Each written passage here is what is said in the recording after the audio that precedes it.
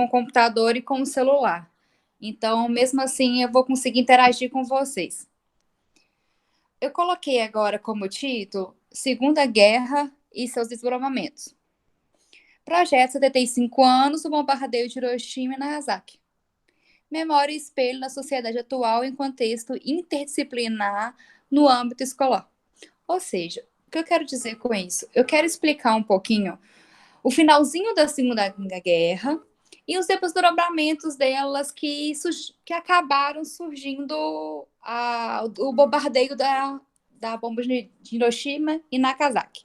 Tá? Então, os desdobramentos dela, basicamente, é a consequência que foi as duas bombas nas duas cidades, né? E o que se sucedeu dessas bombas, né? Porque, querendo ou não, as bombas ocorreram em 1945, mas a gente sabe que essas bombas, elas acabaram tendo algumas consequências posteriores a 45, né? Querendo ou não, por ser bombas atômicas, se tratar de elementos que são nocivos à saúde humana, então a gente começa a trabalhar um pouquinho sobre essa questão do pós-45. Quais foram os efeitos que essas bombas trouxeram para essa sociedade nipônica, tá? A Tati, que é professora de matemática do CINA, eu sou professora de história do CINA, e que nós duas vamos apresentar esse contexto interdisciplinar. Eu vou trabalhar um pouquinho desses efeitos da bomba e a Tati vai tratar um pouquinho de gráficos, tá? De como vai ser tratado essas mortes, quem sofreu com essa bomba. Então, vai tratar em números, por assim dizer. Paulinha, você fica de olho no chat para mim, por favor? Ou se alguém quiser fazer uma pergunta, que aí você só me chama, tá bom? Beleza, fico sim. Aí eu falo a pergunta para você. Obrigada. Olha, vamos começar com o contexto de fim de Segunda Guerra, né? Que são dois momentos, que tem a rendição da Alemanha, né? Que a partir do momento que a Rússia invade a Alemanha, começa o processo de deteriorização do Império Alemão. Depois temos o contexto da bomba atômica no Japão. Tem duas imagens aí que são retratadas pela Little Man Fat Boy, tá? Que são duas bombas que foram jogadas tanto em Nagasaki quanto em Hiroshima. Então, vocês podem ver que os próprios nomes das bombas refletem a própria característica delas. Tá? Então, foram essas duas bombas que disseram que culminaram o final da Segunda Guerra Mundial. No próximo slide, a gente trata as bombas como bombas do terror. Por quê? Foi um momento muito trágico na história, tanto japonesa quanto mundial, porque isso refletiu alguns anos, né, diante da população mundial, inclusive japonesa. Então, a gente tem o caráter de chamar de bomba do terror, tá?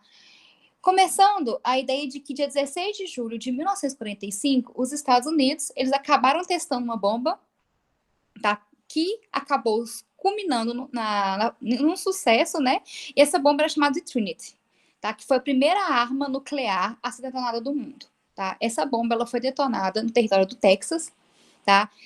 O presidente americano, que era o Harry Truman, ele deu esse atestado, esse aval para que fosse formada essa bomba e que ela fosse testada caso os Estados Unidos precisassem tomar uma medida drástica para que se encerrasse a guerra. Né? Então, ela foi treinada, ela tem um vídeo, inclusive, os Estados Unidos disponibilizou. No YouTube é fácil de encontrar como essa bomba como ela explodiu, como foi o formato dela e como foi essa primeira experiência com armas nucleares. Tá? O Truman, ele nunca teve a ideia oficial, né, de acordo com alguns historiadores, de utilizar essa bomba como fim de guerra. Mas alguns historiadores dizem que teve uma certa mensagem do próprio Truman que a ideia da bomba era uma destruição rápida e absoluta, tá? Então, a primeira forma de trabalhar com essas armas nucleares foi essa Trinity. Então, ele já tinha uma ideia de como era o processo das bombas nucleares e como isso sucederia lá para frente, tá? Em 1945, dentre os dias 6 e 8 de agosto, foi o fatídicos dias que foram lançadas as bombas e que foram responsáveis pelo final da Segunda Guerra Mundial. Controvérsia sobre seu projeto e uso da mesma. Então, nesse contexto de Segunda Guerra Mundial, a ideia de que essas bombas elas foram usadas para dar fim a Segunda Guerra Mundial, ela tem duas versões. Por isso que ela tem uma perspectiva controversa. Por quê? Essas armas, elas foram utilizadas justamente, em algum momento, os historiadores pensavam que elas poderiam ser utilizadas para fins de encerramento da guerra, porque na tradição japonesa eles só se renderiam a partir da morte, porque é questão de honra, e a questão americana, que eles utilizaram essa bomba não somente para poder encerrar um período de Segunda Guerra, mas também utilizaram para dar uma resposta à União Soviética, tá? Uma forma de poder dizer, olha, eu tenho um armamento suficiente, será que você vai encarar? Então, essas são as duas versões que são prescritas de acordo com o uso dessa bomba de arma nuclear.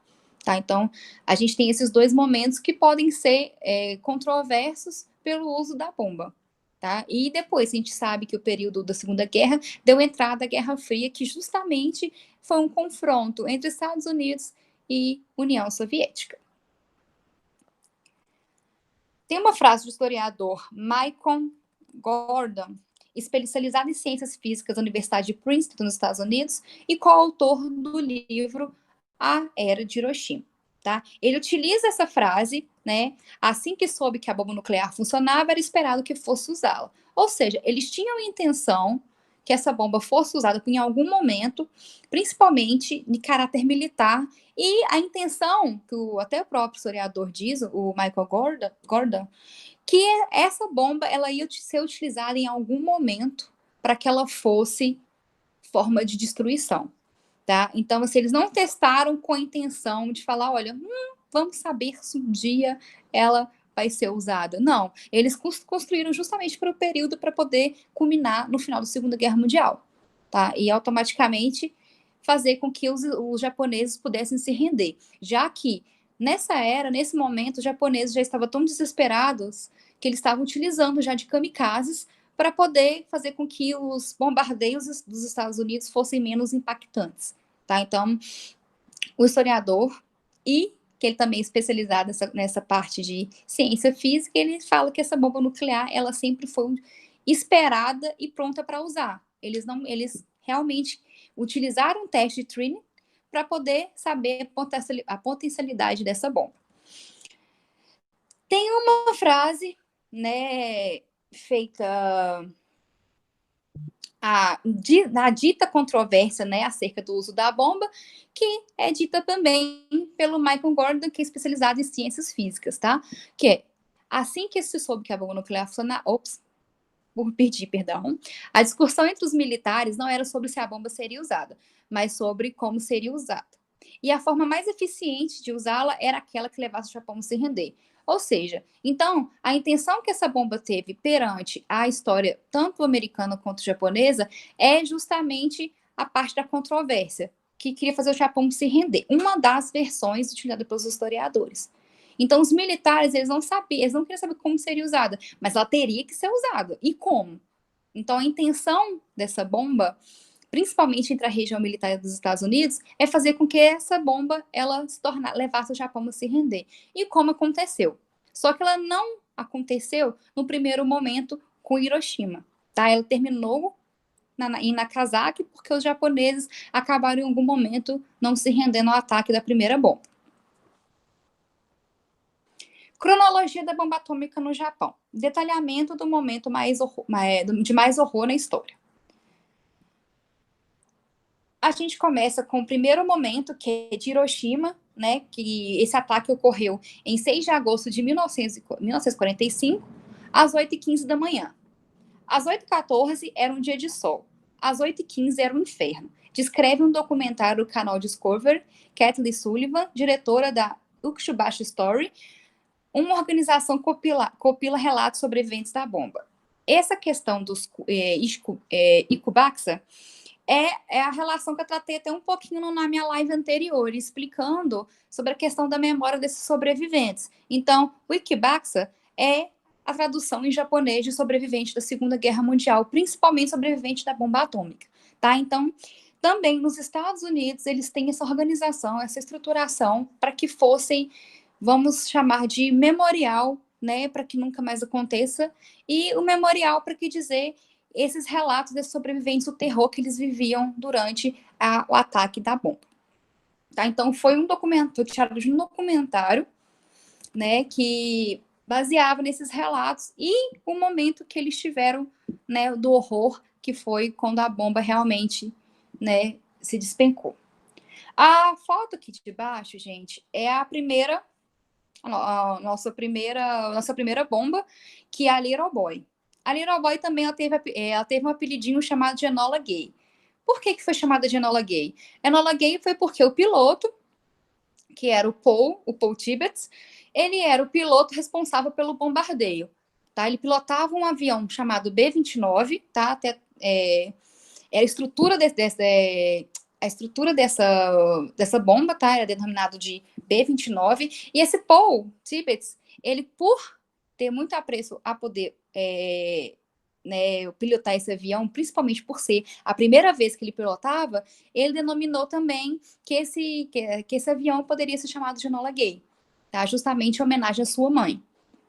Tá? O Enola Gay, ele foi pilotado pelo Paul e ele sobrevoava Hiroshima em torno de 9,5 quilômetros de altura. Tá? E nessa quilometragem foi onde ele soltou a Little Boy. Tá? A Little Boy ela começou explodida no ar e foi caindo nos 600 metros até o solo. Tá? A Little Boy, ela tinha um mecanismo de pistola. Inclusive, se vocês quiserem acompanhar a primeira live com a Paula de Física, que ela explica como é o funcionamento um pouquinho da bomba, tá? Então, a Little Boy é uma bomba de mecanismo de pistola, tá? Ela tem explosivos convencionais, ela possui um cilindro 235, tá? Que assim, no momento que ele colide com o alvo, ele vai dar a frição que causa a explosão, e automaticamente, na pontinha da Little Boy, ela tem um alvo de urânio de 235. Essa bomba, ela tem aproximadamente 70 centímetros no fundo dela, né? E o peso dela é de 4.400 quilos. Tá? E aproximadamente ela tem o tamanho de 3 metros, tá?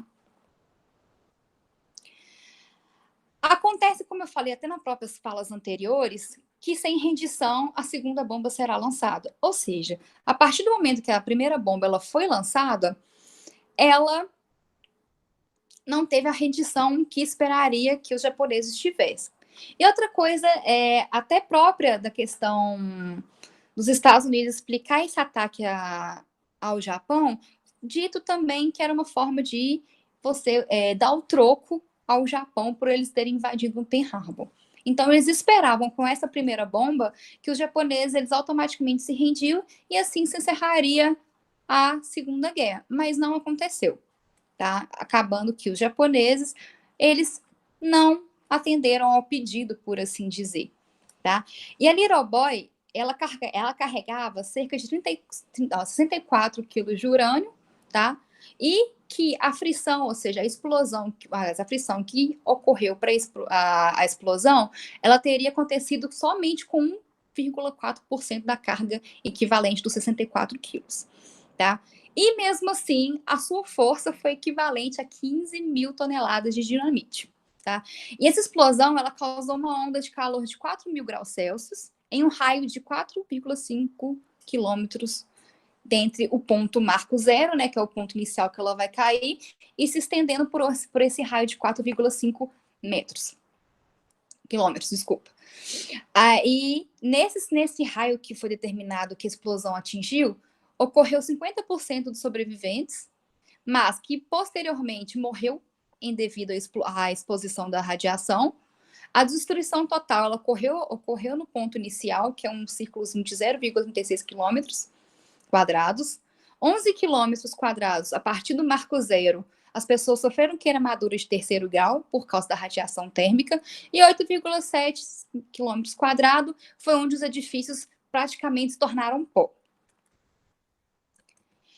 Tem uma frase que foi feita também baseado num sobrevivente no Kisuba, que era o Shimi Makinamo, que ele foi relatar à BBC também a sua percepção sobre a questão do momento que a bomba caiu. De repente me deparei com uma gigantesca bola de fogo. E logo veio um barulho ensurdecedor. Era o ruído do universo explodindo. Então, ou seja, com essa declaração que o próprio sobrevivente, né, da Segunda Guerra Mundial, principalmente da bomba atômica, ele acredita-se que, nesse momento, o mundo acabou, o mundo explodiu, justamente, né, porque com a explosão, o barulho ensurdecedor e, logamente, esse flash que veio, né, com a explosão da bomba, isso trata um pouquinho do relato desse terror que essas pessoas tiveram ao momento que sofreram a explosão. O calor, gente, que eu falei que era de 4.400 graus Celsius, eles eram tão intensos, que acabou produzindo incêndios durante 3 dias numa área de 7 quilômetros ao redor do Marco Zero. Foi onde o ponto inicial para a bomba cair, que eles mediram tanto a questão da climática, né? Porque, querendo ou não, para eles tacarem a bomba num certo determinado ponto, eles precisavam de outro avião para poder conseguir abarcar esse território para ver qual a posição climática melhor para poder que essa bomba caia, tá? Acredita-se que 50 mil a 100 mil pessoas morreram no dia da explosão. Por que acredita entre 50 e 100 mil? Porque, querendo ou não, esses dados eles não são completamente corretos. Eles têm as margens de erros, inclusive um pouquinho até grande, tá? Porque eles não têm o controle total de quantas pessoas morreram. Eles têm uma questão aproximada, tá? Por isso que sempre vai vir entre dois números, tá? 2/3, cerca de 60 mil edifícios de Hiroshima foram reduzidos a pó, tá? E uma área de 10 quilômetros quadrados que a cidade ficou completamente derrotada, desgastada, tá? Depois, mais para frente, quando a Tati começar a explicar, eu vou trazer um pouquinho depois para vocês um momento das fotos, né? Tanto da destruição quanto das partes geográficas de onde a bomba se lançou, quais os raios que foram assumidos, né, dessa destruição, tá? E vou mostrar um pouquinho mais das fotos também, que é um pouco forte, da questão dos efeitos, né, dessa radiação perante a população, né, japonesa. Tá? Então, gente, agora a gente entra com a segunda parte das bombas, que é em Nagasaki. Tá? E Nagasaki ocorreu em 8 de agosto de 1945, às 11h02. Tá? Pegando mais um relato de um sobrevivente, né, que a BBC ela fez uma reportagem dia 6 de agosto de 2020, retratando todas essas reportagens, todas essas narrações desse sobrevivente da Segunda Guerra e colocaram na sua reportagem, nesse documentário que eles fizeram, tanto escrito quanto online, tá? O lugar se transformou em um mar de fogo. Era o inferno. Corpos queimados, vozes pedindo ajuda em edifícios derrubados, pessoas com entranhas caindo do corpo. Percebe que por isso que eu coloquei até no momento do início da live, né, no primeiro momento que eu fui explicar a definição das bombas, bomba do terror. Por quê? Porque você vê o momento de caos, o momento de terror que essas pessoas viviam em algo que elas não esperariam que ia acontecer. Que era essa bomba caindo e vários mortos ao redor e automaticamente sem poder fazer nada, sem poder agir de forma correta. Tá? Porque foi uma coisa surpresa. Apesar que tinham acontecido dia 6 de agosto, eles não esperariam que a segunda bomba pudesse ocorrer novamente. Tá? Nagasaki nunca foi uma das primeiras opções pós Hiroshima para poder atingir o Japão. Tá? Então, Nagasaki não era a intenção de se gerar essa bomba em Nagasaki. Tanto que eles esperariam uma rendição do Japão no primeiro momento. Né? Então, Nagasaki ela nunca foi um momento de alvo pelos Estados Unidos, pelos militares dos Estados Unidos. Então, o objetivo secundário, né, era a questão da topografia, porque a topografia japonesa ela era completamente acidentada. Né? E ela tinha proximidade com campos de prisioneiros de guerras aliados. Então, eles tinham que pensar nessa ideia de Nagasaki ser o segundo alvo, justamente por essa ideia. Tá? A topografia não ajudava e a proximidade com os aliados. Então, eles queriam somente atacar o Japão. Então, eles tinham que repensar muito bem onde a segunda bomba seria enviada. Tá? Um dos alvos que poderiam ser feitos para que Nagasaki estivesse fora dos alvos era Kokokura, que era uma das cidades mais industrializadas do Japão e terrenos niveladinhos, eles eram terrenos lineares. Tá? E por ser uma região urbana, a intenção nesse nivelamento era muito maior. Então, a intenção deles era atacar Kokura. Mas, pelo que eu falei antes, a questão da questão climática, que os aviões eles tinham que ter uma visão boa, eles tinham que ter uma percepção boa do território, acabaram que selecionaram Nagasaki, né, com todos os defeitos que Nagasaki tinha, acabaram vendo que era muito melhor atacar Nagasaki, tá? Porque eles precisavam também de uma ordem de chefe maior para poder liberar essa bomba nesses territórios japoneses, tá? O bombardeio ele ocorreu, né, dia 8 de agosto. O piloto foi o major Charles Way e ele lançou a segunda bomba, aquela bomba mais gordinha, que é a Fat Man, que ela é mais uma bolinha, tá? E ela explodiu a 500 metros do Sol. Essa Fat Man, ela por ser a curvatura dela um pouquinho diferente do que a Fat Boy, que ela é mais fininha, né, que ela é mais Little Boy, que ela é muito, muito, muito mais fininha, né, que ela é mais compridinha, os mecanismos delas eram completamente diferentes, tá? Ela tinha um refletor de nêutrons, tá? Que, querendo ou não, esse refletor de nêutrons, ele aumentava a eficiência da reação em cadeia. Explosivos convencionais, tá? Eles criaram uma forma de implosão que comprima o núcleo e que faça com que esse núcleo ele corra uma frição, essa frição ela se gere a explosão. O iniciador, tá? Libera nêutrons para começar a fissão e o núcleo de plutônio 239, material passivo de fissão, tá? Que ele gera essa reação em cadeia que o refletor de nêutrons era responsável por agilizar.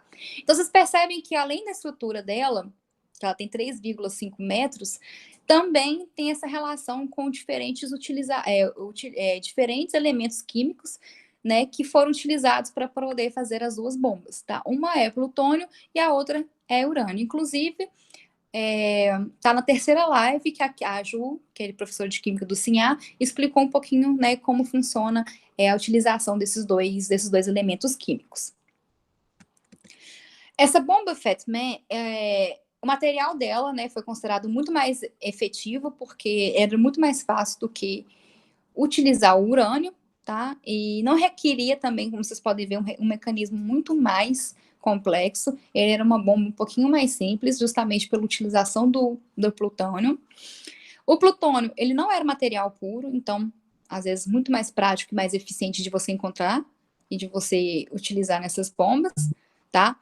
Ele foi usado como mecanismo de implosão para ativar a bomba, tá? Antes que a própria bomba, né, ocorresse a frição natural, espontânea ocorresse, tá? E foi suficiente para liberar uma energia de 20 mil toneladas de dinamite. Ela foi um pouco mais explosiva que a nossa bombinha, que era a Little Man. Olha, desculpa, a Little Boy. Tá? A Fat Man, ela teve um estrago um pouquinho maior. A explosão, ela foi muito mais forte, justamente pela até a própria força que deu de 20 mil toneladas, muito mais do que a nossa Little Boy. A explosão, ela equivaleu a 2 vales de Nagasaki, ou seja, ela atingiu uma porção muito maior, tá? E nela, só que acabou que por ser uma região, às vezes, pouco povoada, o cálculo de mortes, o cálculo de pessoas que foram danosas e referentes à bomba foi de 28 mil a 49 mil, tá? Que foram o cálculo de explosão, né? Que é o cálculo de mortes feito pela bomba de Nagasaki. Muito menor do que foi feito pela bomba de Hiroshima. Muito menos estrago em si.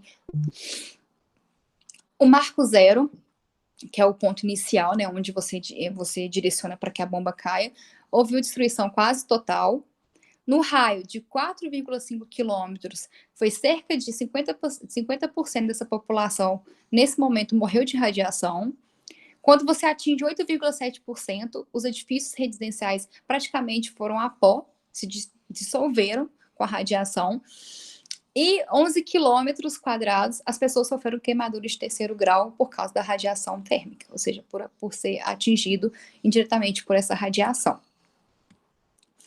Em Nagasaki, acabou sendo destruída 40% da cidade, totalmente ficou em ruínas, tá? E igrejas, escolas, hospitais viraram escombros.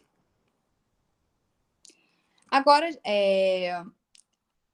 fizeram um cálculo, mais ou menos, de quantas pessoas morreram ao longo dos anos, tanto em meio à explosão quanto pós, a gente não pode considerar esse número como definitivo, tá? Porque teve causas de bombardeio imediato que gerou mortes posteriormente, efeitos da radiação, ferimentos. Então, a gente tem dois tipos de fomento para poder montar esse tipo de cálculo, tá? Os cálculos que foram feitos com mais cuidado, mais rigidez, por assim dizer, eles foram mais conservadores nos cálculos de morte cerca de 1945, foram de 110 mil pessoas morreram em ambas as cidades. Alguns casos que as pessoas deixam essa porcentagem um pouco mais fluida, eles afirmam que no final daquele ano as mortes poderiam ser ultrapassadas 210 mil pessoas. Tá? Tóquio pós-bomba. Então a gente começa a imaginar um pouquinho de como foi Japão, como foi Tóquio após essa bomba. Tá? Tóquio pós-bomba praticamente foi decretada a sua rendição oficial, né? O imperador responsável por gerir essas questões militares, Hirohito, ele fez um pronunciamento dizendo que deveria abrir caminho para a grande paz, para que todas as gerações viradoras suportando o insuportável e sofrendo o intolerável. Ou seja, ele quis dizer o que ele estava querendo se render por um bem maior, que seria a paz. Né? Então ele precisava justificar esse tipo de rendição, porque na cultura japonesa era inadmissível esse tipo de atitude. Tá? Então o imperador ainda, ele conseguiu mobilizar as pessoas para que entendessem que a rendição precisava gerar a paz, justamente para futuras gerações. Tá? O acordo foi assinado dia 2 de setembro, e assim a gente declara como o fim da Segunda Guerra. Tá? A gente tem um caráter das bombas, né? A brutalidade que a bomba causa, tanto no corpo do ser humano quanto na sociedade, em questões de infraestrutura, política, social e econômica, né? Então, a gente sabe que esse reflexo do Japão foi bastante intenso, né? No caso da bomba de Hiroshima, por exemplo, a gente teve um cálculo de 92% de pessoas no raio de 600 metros.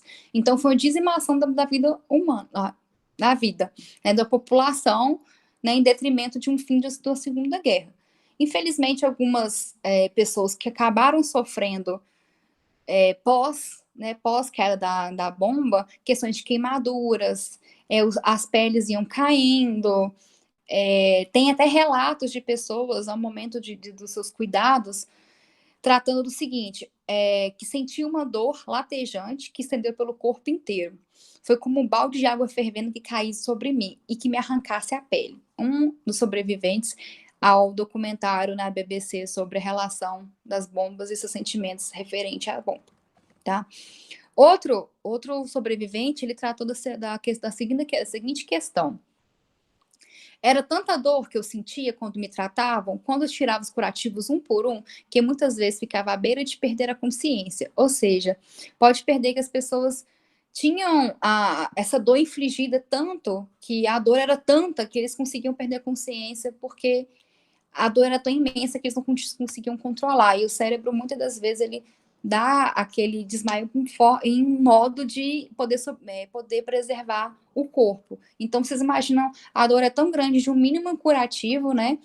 Que essas pessoas sentiam quando eram tratadas, quando elas eram cuidadas. Imagina o efeito que ficou com essas pessoas. E sem contar que a exposição por esses metais, por esses elementos nucleares, né, esses elementos radioativos, tinha relação de náuseas, vômito, sangramento, queda de cabelo, que muitas das vezes esses sinais, esses sintomas, eles permaneceram por sua vida inteira.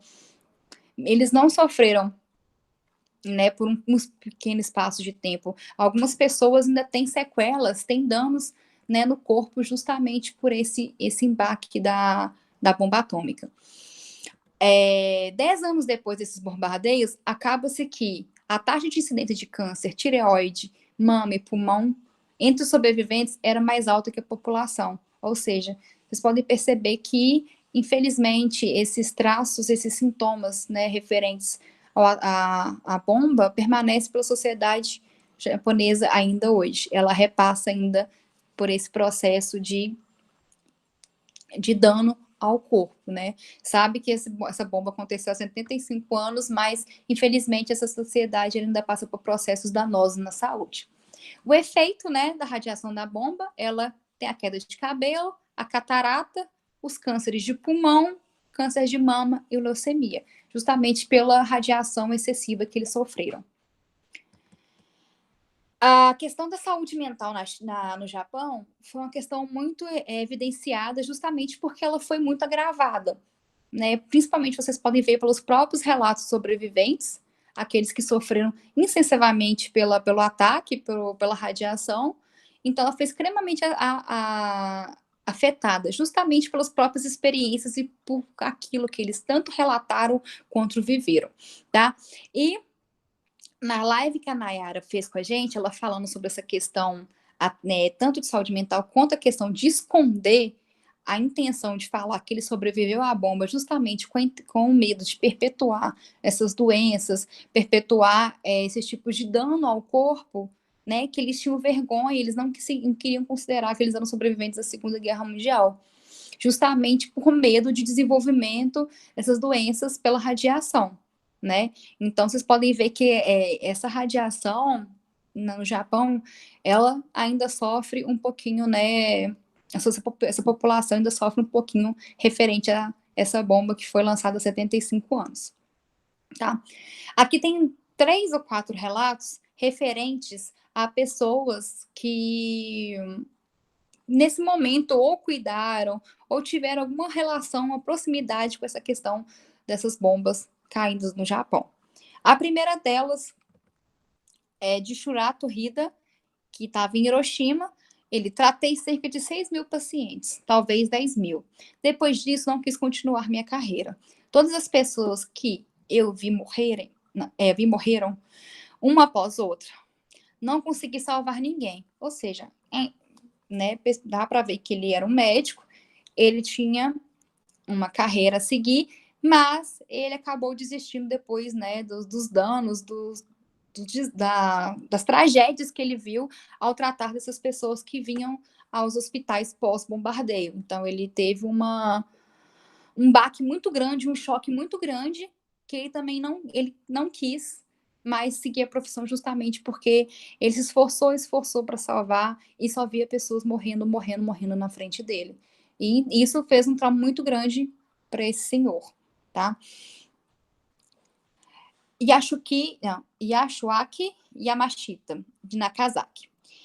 Ainda tenho medo de que se manifestem em mim as consequências da radiação e que eu morra a qualquer momento. Ou seja, isso dá para perceber, né, os danos tanto mentais quanto físicos. Essas pessoas vivem com esse medo de ter absorvido tanta radiação que esses efeitos possam aparecer a qualquer momento.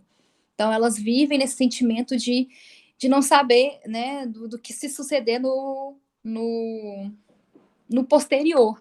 Então, ela vive esse medo constante de não saber os efeitos da radiação. Em qualquer momento, ela sabe que pode morrer ou que pode desenvolver alguma coisa referente à radiação.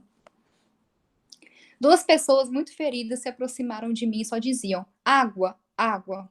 Eu dei de beber a elas e, em seguida, elas morreram na minha frente. Comecei a me culpar, porque senti que eu as tinha matado. Me senti assim por mais de 10 anos. Keikogura, Hiroshima. Então, outra coisa que trata muito bem dessa questão da saúde mental é essa questão da culpabilização. Muitos deles se sentem muito culpados em referentes de, às vezes, por estar, ou como esse senhor tentou salvar essa população, né, essas pessoas pedindo água, ou também aquelas que não conseguiram salvar suas famílias perante a explosão da bomba. Então, esse sentimento de culpabilização permaneceu durante muito, muito tempo, né, inclusive dela, de mais de 10 anos. Elas entendendo que aquilo ali foi culpa delas e que elas tinham a obrigação de salvar aquela população. Ainda sinto raiva de que os Estados Unidos tenham lançado a bomba contra a gente inocente. A gente não tinha como se defender. Yoshiro Yakayaki, de Nagasaki. Aqui também se trata de uma questão de internalização né, de rancor referente aos Estados Unidos, justamente por esse ataque tão cruel, né, essa bomba do terror tão devastadora que ocorreu para a população japonesa. E ainda assim, né, passa-se os anos, isso ainda está muito internalizado nessa sociedade.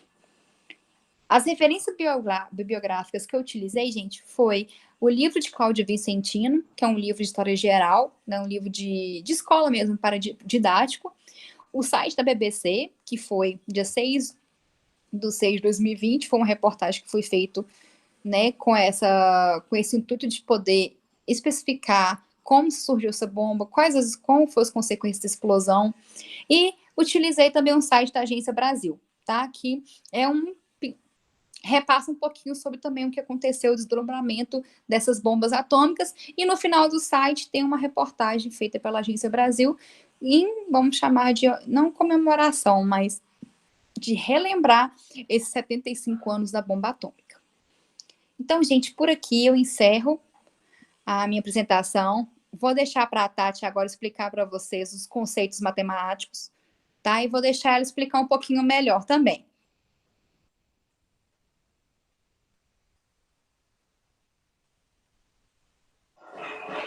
Tati, se você quiser começar a passar. Boa tarde. Tá, joia. Boa tarde a todos. Meu nome é Tatiane, né? Como Carol disse, eu sou professora do CINHAD de Matemática, do CIN Andrade, e eu gostaria de passar para vocês aqui algumas informações sobre onde a matemática pode contribuir, em qual local, com a história, no caso, com as informações que a Carol acabou de passar. Então, normalmente, quando a gente encontra essas informações em jornais, revistas, em telejornais, em alguns casos elas vêm já acompanhadas com gráficos, né? E aí, aonde a gente consegue encontrar esses gráficos para a gente estar trabalhando e entendendo? Então, eu comecei aqui trabalhando uma parte da matemática que é a fração. Então, quando se trata de Hiroshima e Nagasaki, eu consegui coletar esse dado que pelo menos 1/4 da população das duas cidades morreu nas explosões, que aconteceu em agosto de 1945, no final da Segunda Guerra Mundial.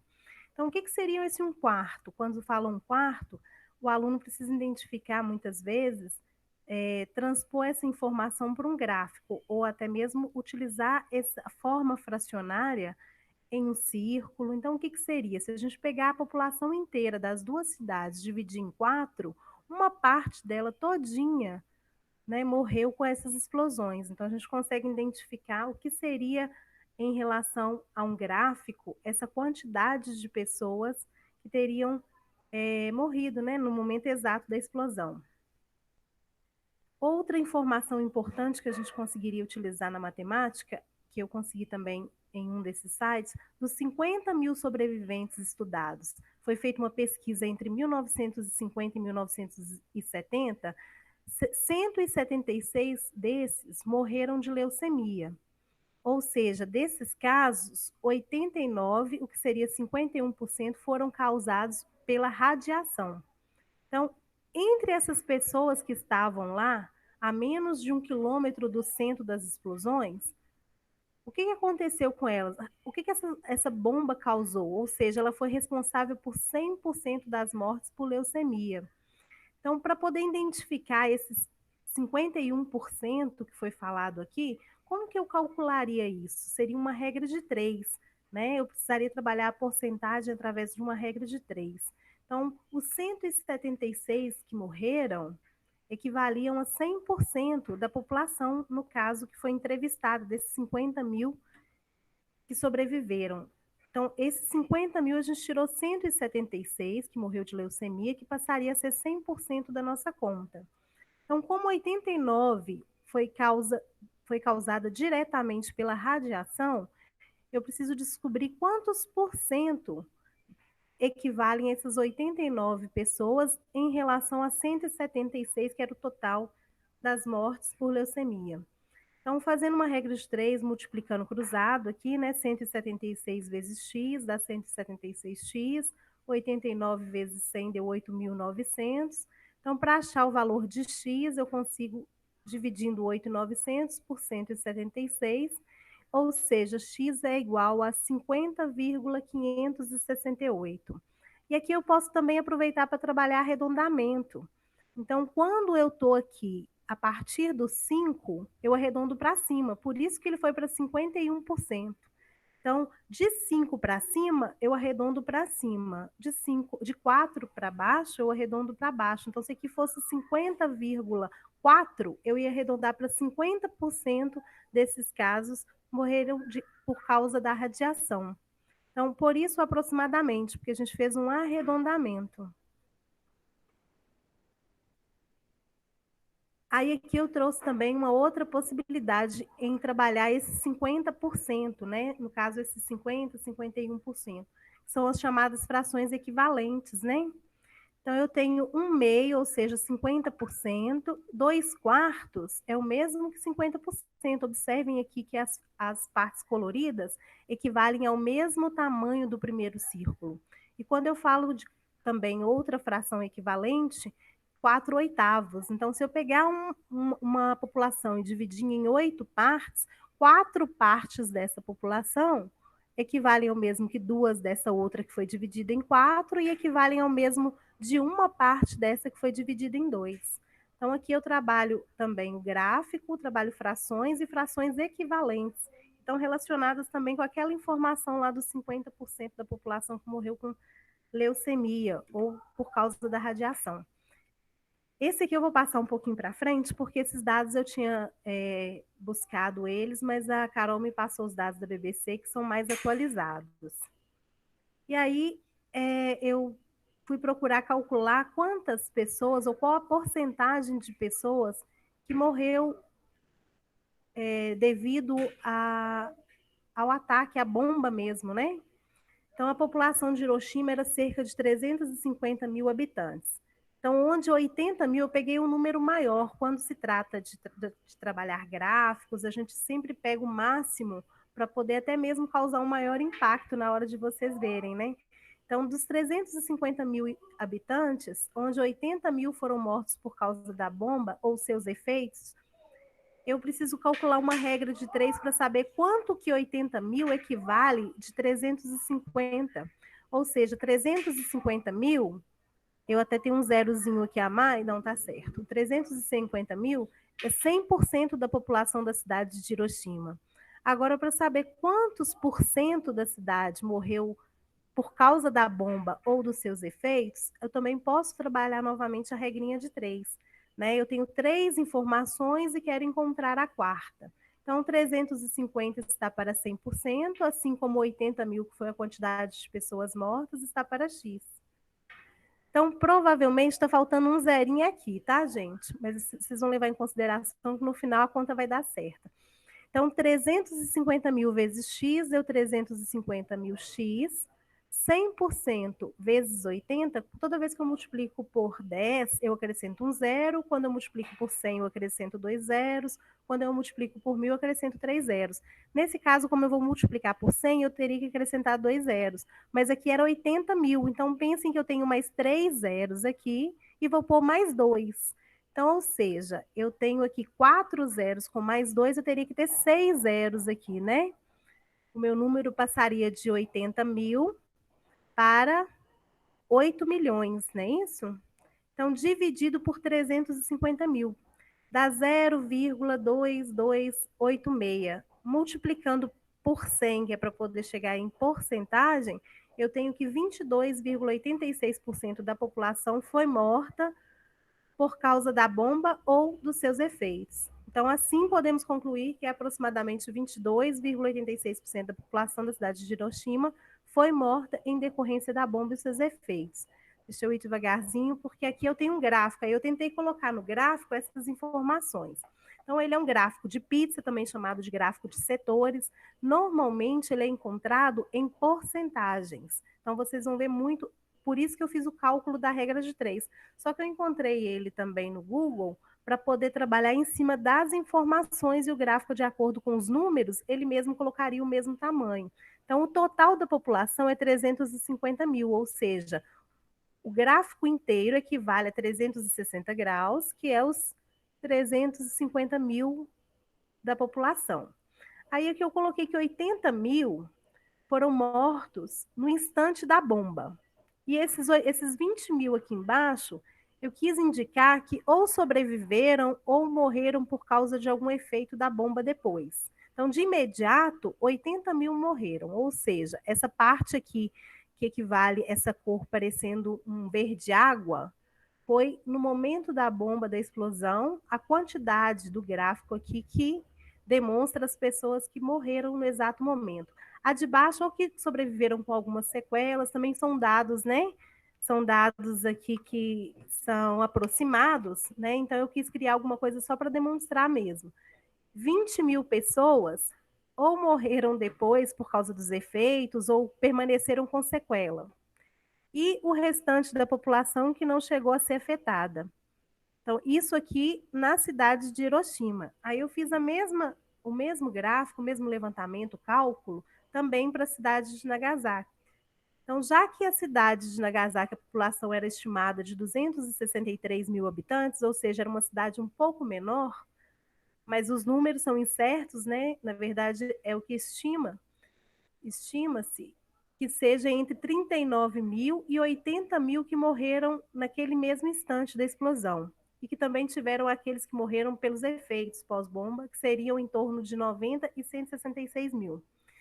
Aí o que eu quis mostrar aqui? A mesma porcentagem somente na cidade de Nagasaki. Então, nós fizemos a regra de 3. Então, na cidade eram 263 mil. Então, 263 mil está para 100% da população da cidade naquele momento.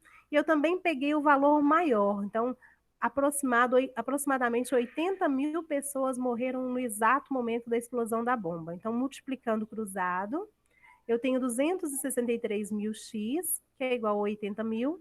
Para achar o valor de x, eu precisei dividir 80 mil por 263 mil, que deu 0,31. Ou, multiplicando por 100, encontrei 31%. Então, 31% da cidade de Nagasaki foi atingida e morreu no exato momento da explosão da bomba. Aí, novamente, foi passado para o gráfico essas informações, né?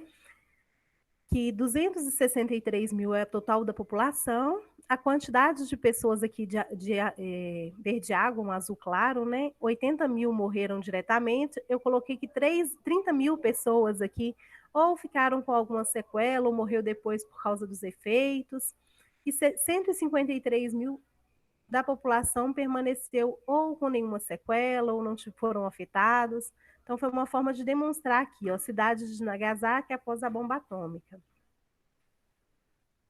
Eu estou indo, qualquer dúvida vocês podem me perguntar no final, viu, gente? Então, aí teve também a possibilidade de comparar, né, ou de somar e ver o total da população que foi afetada nas duas cidades ao mesmo tempo. Então, se o total da população das duas cidades, na época, eram de aproximadamente 263 mil em Nagasaki e 350 mil em Hiroshima, então, as duas populações das duas cidades totalizavam 613 mil pessoas. Não é isso? Então, logo é possível calcular também a porcentagem de mortos nas duas cidades ao mesmo tempo e construir um gráfico que represente, num único gráfico, as duas cidades. Aí eu fiz o mesmo processo, né? Calculei a regra de 3, agora 613 mil é o total da população, né, das duas cidades, ou seja, 100%. Lá, somando, aproximadamente 166 mil pessoas morreram ou no exato momento da bomba, ou por efeitos, né, que sofreram após. E fiz a multiplicação cruzada, encontrei que, multiplicando 613 mil por x, 166 mil por 100, fizemos a divisão para achar o valor de x, deu aproximadamente 27,08. Ou seja, 27% dessa população, deixa eu ver se eu consegui pôr o gráfico, 27% da população das duas cidades, né? E aí eu lancei aqui no gráfico 166 mil que morreram, e o restante da população das duas cidades juntas, que deu 447 mil.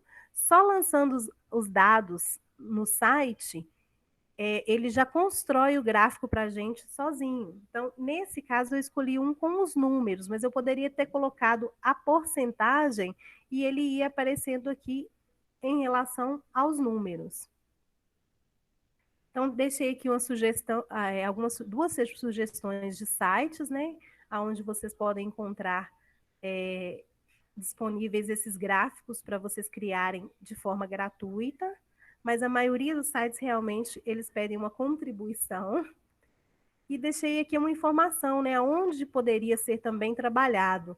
A gente pode trabalhar porcentagem, regras de 3, números decimais, e também poderia ter sido comparado, né, as porcentagens entre a Primeira Guerra e a Segunda Guerra, né, e coloquei a observação dos dados que seriam aproximados. Deixa eu voltar aqui. Deixa eu voltar em vocês aqui, para ver se alguém tem alguma dúvida. Eu coloquei aqui também. Pode falar, Carol. Não, eu achei que você já tinha acertado. Perdão. Eu só vou mostrar aqui que também dentro desses sites onde a gente encontra esses gráficos, existe de todos os gráficos, né? De barras, de linha. Eu acho que eu não vou conseguir entrar neles aqui agora, que eu não pus a senha. Esse aqui, por exemplo, ele é pago. É bem baratinho, mas eu não lancei minha senha nele ainda. Então, aqui a gente tem um vídeo, né, tutorial explicando direitinho como você construir. Tem todos os gráficos de linha, de barras, esse de setores, que também é chamado de pizza. Esse aqui também é outro. Mas eu acho que ele não está carregando. Mas qualquer dúvida com relação a outra coisa muito importante e interessante de trabalhar associado tanto com a história quanto outras disciplinas. Ok? Liberada, Carol. Obrigada, tá, gente? Qualquer dúvida, estou à disposição de vocês. Muito obrigada, Tati. Fiquei muito feliz com a sua contribuição com a gente. A gente pode mostrar que a interdisciplinaridade funciona e funciona muito bem, né? A gente pode saber que as outras disciplinas podem se agregar. E eu fico muito feliz, agradeço imensamente a sua participação. Vou só passar para os meninos aqui algumas fotinhas que eu fiquei devendo no meu slide anterior, tá? Mas qualquer coisa, gente, o chat está aberto, a Tati disponível e também. Então, ela pode conversar com vocês enquanto eu mostro as fotos também, tá? Se quiserem me parar, abram o microfone e podem perguntar também.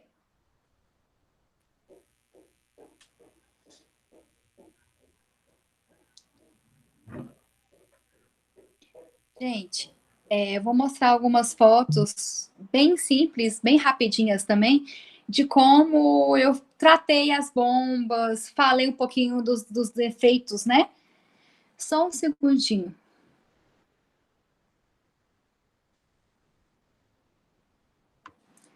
Não sei se vocês conseguem ver um pouquinho por causa do reflexo. Aqui está tratando da questão... Opa, passou. Aqui é o Fatboy. Desculpa, Fatman. Tá? Que é a bombazinha maior, aquela mais gordinha, que ela causou mais impacto, não foi tão, como se diz, territorialmente maior, mas o estrago dela foi muito maior. Tá? Falei também que ela foi feita de plutônio e que foi muito mais fácil de produção. Tá? Aqui não sei se é para vocês verem direitinho como ela é gordinha.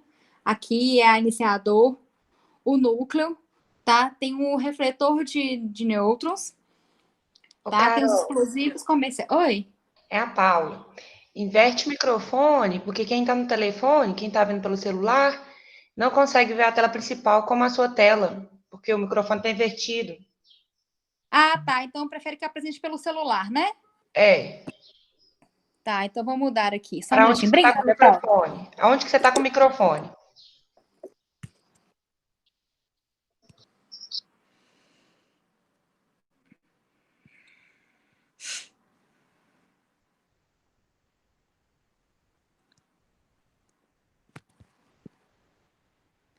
Ficou melhor assim, Paula? Aí sim, aí agora quem está no celular consegue enxergar. Aqui dá para ver direitinho como que foi feita a bomba, o mecanismo. Aqui é o iniciador.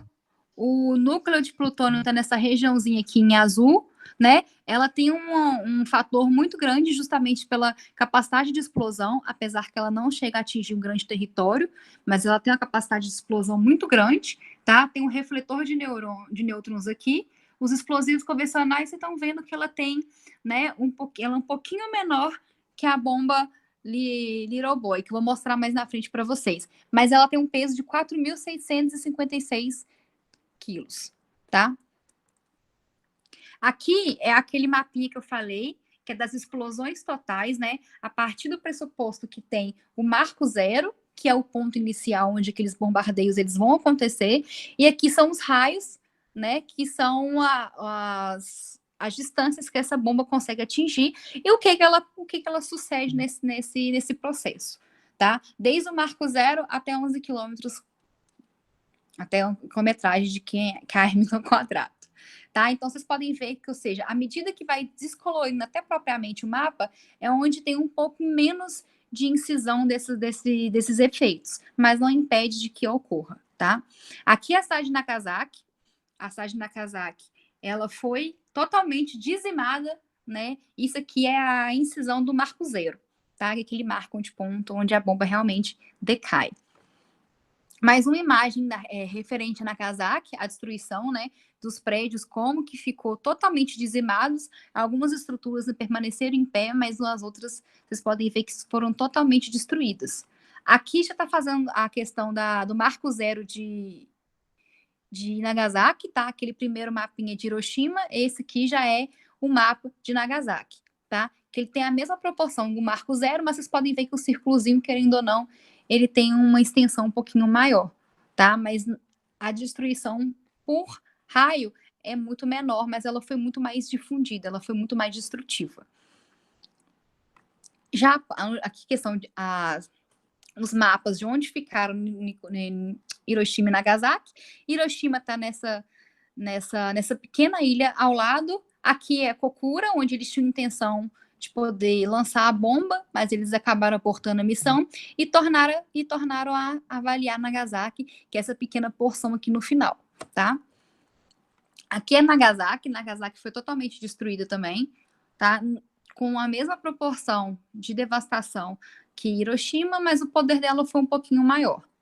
Aqui é os efeitos da bomba, né? Até como a Tati falou, questão de leucemia. Aqui a tireoide, mama, pulmão, leucemia, catarata e queda de cabelo. São os efeitos que são a longo prazo, tá? Não são efeitos temporários. Então, por isso que às vezes alguns relatos falavam que eles tinham medo de que esse tipo de coisa aparecesse ao longo da sua vida, justamente pelos efeitos a longo prazo. Aqui é uma foto de um senhor que sofreu o efeito da radiação e aqui são as bolhas, né? As queimaduras de terceiro grau que sofreram justamente à medida que a bomba caiu, tá? E assim eu encerro a live com vocês. Agradeço imensamente todo mundo que pôde estar com a gente, tá? Fico muito feliz pela participação da Tatiane, por demonstrar esses gráficos, como mostrar essa questão, né, de utilizar a matemática para montar esses gráficos, montar esses dados, que a gente sabe que é muito utilizado, mas a gente às vezes não sabe de onde saiu, por que está aquele ali, como foi montado. Agradeço imensamente a Paula por estar me auxiliando infinitamente, né, na gravação das aulas, na criação de link, tá aqui sempre me auxiliando, aceitando os meninos e podendo sempre me assessorando aqui. Muito obrigada. Gente, vocês têm alguma dúvida, alguma questão que queiram fazer? Pode até escrever, tem problema não. Quem não tiver vontade de ligar o microfone, pode perguntar também. Não? Tá tudo certo? Gente, então a gente vai encerrar a live aqui agora, tá? Agradeço imensamente vocês, tá? Oi, Isaac.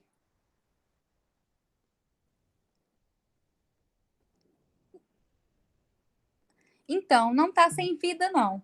Mas tem alguns danos muito graves, vamos supor, de terra, tá? Algumas coisas não crescem naquele terreno, tem algumas ainda, como a gente pode chamar, vestígios ainda que a gente possa ter referente a essa radiação, tá? Alguns lugares ainda sofrem com esse tipo de dano, tá? Não são sem vidas, mas eles são extremamente, às vezes, posso chamar, eles não têm uma prosperidade igual teria os outros territórios japoneses, tá? Eles estão crescendo, mas, por exemplo, o Japão, como ele é muito envolvido com a questão de indústria, criação de tecnologia, então acaba que esses setores, eles transpassam para essas cidades, que não precisam utilizar esse terreno para poder fazer com que construa alguma coisa tipo agricultura, alguma coisa que utilize aquele terreno para fins econômicos. Então, tudo certo, Isaac? Deu para entender? Então, gente, acho que ninguém tem mais uma dúvida. Muito obrigada para quem participou também, né, gente, que isso é educação. E agradeço imensamente quem tirou esse tempinho para poder assistir a nossa live. Tá bom? Muito obrigada a vocês. Tenham uma boa tarde. Qualquer dúvida que tiver, gente, pode chamar eu e a Tati, tá? Querendo ou não, a gente está disponível no grupo, tá? E se vocês tiverem vergonha de alguma coisa, de perguntar aqui, tá bom? Muito obrigada. Tenham uma boa tarde, gente.